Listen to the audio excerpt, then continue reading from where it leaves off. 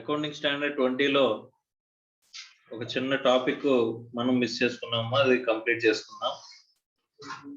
So డైల్యూటివ్ potential equity shares అని చెప్పేసి మనం మాట్లాడుకున్నాం కదమ్మా.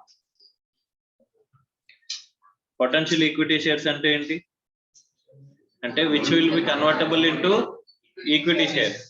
ఏవేమి ఉంటాయి, లైక్ కన్వర్టబుల్ డిబెంచర్స్ అని, కన్వర్టబుల్ ప్రిఫరెన్స్ షేర్స్ అని, షేర్ ఆప్షన్స్ అని, ఇవన్నీ కూడా మనకి ఏముంటాయమ్మా ఫ్యూచర్ లో మనకి ఈక్విటీ షేర్స్ లో కన్వర్ట్ అవ్వడం వల్ల డినామినేటర్ పెరుగుతుంది, కానీ న్యూమరేటర్ లో ఎఫెక్ట్ అనేది తక్కువ ఉంటే కనుక వాటిని డైల్యూటివ్ కింద కన్సిడర్ చేస్తే అక్కడ మనకి ఏంటమ్మా టోటల్ డైల్యూటివ్ గా మనం చూడాలి. ఒకవేళ అంటే డైల్యూట్ అవ్వకుండా పెరుగుతుంది అనుకోమ్మా, న్యూమరేటర్ పెరిగి డినామినేటర్ తగ్గుతుంది అనుకోమ్మా కన్వర్షన్ వల్ల, అప్పుడు ఏమవుతాయి అవి యాంటీ డైల్యూటివ్. అర్థమైందా?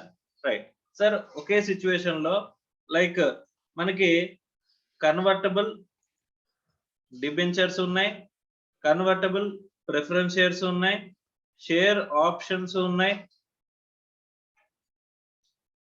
ఆప్షన్స్ ఉన్నాయి, లేకపోతే ఒక లోన్ కన్వర్షన్ ఉంది.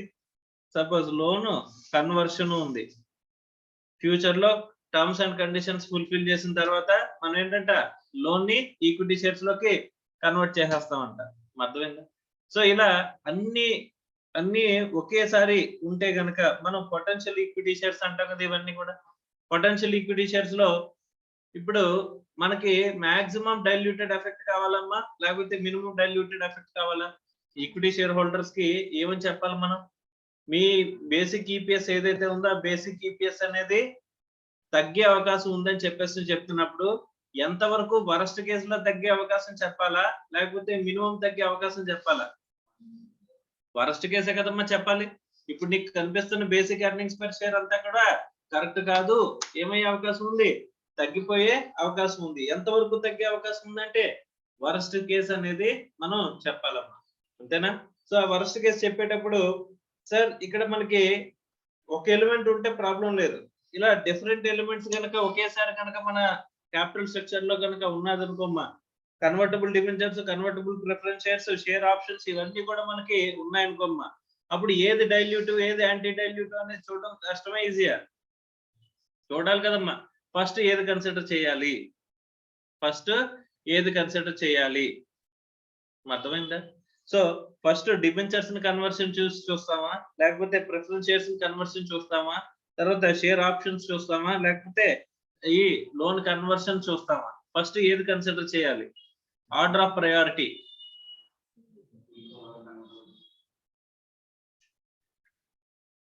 సో ఫస్ట్ మనం ఇక్కడ కన్వర్టబుల్ డిబెంచర్స్ తీసుకోవాలా, కన్వర్టబుల్ ప్రిఫరెన్స్ షేర్స్ తీసుకోవాలా, ఏం తీసుకోవాలమ్మా?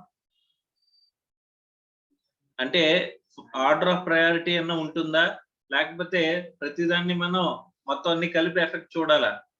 అంటే each and every single item wise గా, సింగిల్ ట్రాన్సాక్షన్ వైజ్ గా మనం డైల్యూషన్ అనేది చూడాలంటమ్మా. ఓకేనా సార్? మరి అలాంటప్పుడు ఫస్ట్ ఏం కన్సిడర్ చేయాలి? ఫస్ట్ ఏది కన్సిడర్ చేయాలి అని చెప్పేసానంటే ఇక్కడ విచ్ ఇస్ మోర్ డైల్యూటివ్. ఏంటంటమ్మా? మోర్ డైల్యూటివ్ ఏదైతే ఉంటుందో ఆ మోర్ డైల్యూటివ్ ని ఫర్ ఫస్ట్ ర్యాంక్ ఇవ్వాలంట. సార్ ఎలా తెలుస్తుంది సార్ మోర్ డైల్యూటివ్ అనేది? అంటే ఇప్పుడు కన్వర్టబుల్ డిబెంచర్స్ ఉందమ్మా, కన్వర్టబుల్ డిబెంచర్స్ వల్ల న్యూమరేటర్ ఏమో 100 పెరుగుతుంది, డినామినేటర్ ఏమో 1000 పెరుగుతుంది అనుకుంటే ఎంత అవుతుందమ్మా? ఇది 0.1. ఓకే, ఇక్కడ కన్వర్టబుల్ ప్రిఫరెన్స్ షేర్స్ వల్ల 50 ఏమో న్యూమరేటర్ పెరుగుతుంది, డినామినేటర్ ఏమో 1000 పెరుగుతుంది, అప్పుడు ఎంత అవుతుందమ్మా? 0.005. ఓకే, ఈ రెండిట్లోని ఏది ఎక్కువ డైల్యూటివ్ అమ్మా? కన్వర్టబుల్ ప్రిఫరెన్స్ షేర్స్ డైల్యూటివా, కన్వర్టబుల్ డిబెంచర్స్ అనేవి డైల్యూటివా? కన్వర్టబుల్ ప్రిఫరెన్స్ షేర్స్ అనేవి ఎక్కువ డైల్యూటివ్, అవునా కదా? సో అలాంటప్పుడు దానికి ఫస్ట్ ప్రిఫరెన్స్ ఇవ్వాలంట. అంటే ఫస్ట్ అడ్జస్ట్ చేయాల్సింది ఏంటి?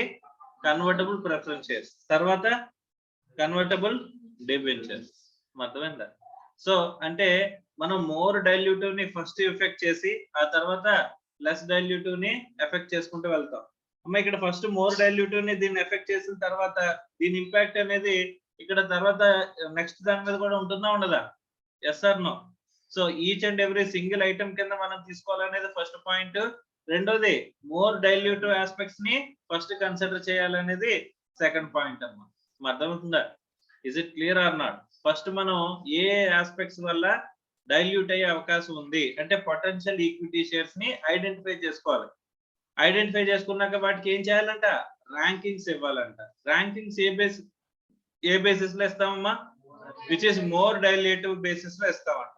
సో ఫస్ట్ ఎక్కువ డైల్యూట్ అయ్యేదాన్ని ముందు ఎఫెక్ట్ చేయాలంట. ఆ తర్వాత నెక్స్ట్ డైల్యూటివ్స్ ని మనం ఎఫెక్ట్ చేసుకుంటూ వెళ్తామంట. అప్పుడు ఏమొస్తుందంట మనకి? వరస్ట్ కేస్ సినారియో వస్తుందంట.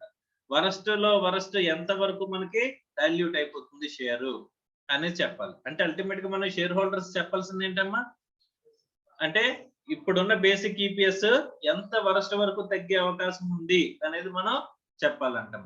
సో దానికోసమే ఇక్కడ డైల్యూటెడ్ ఈపీఎస్ అని చెప్పేసి మనం మాట్లాడుతాం. Is it clear or? అర్థమైందమ్మా? సో ఇక్కడతో మనకి AS20 కంప్లీట్ అయిందమ్మా. ఈ ఒక్క పాయింట్ మనం మిస్ చేసాం.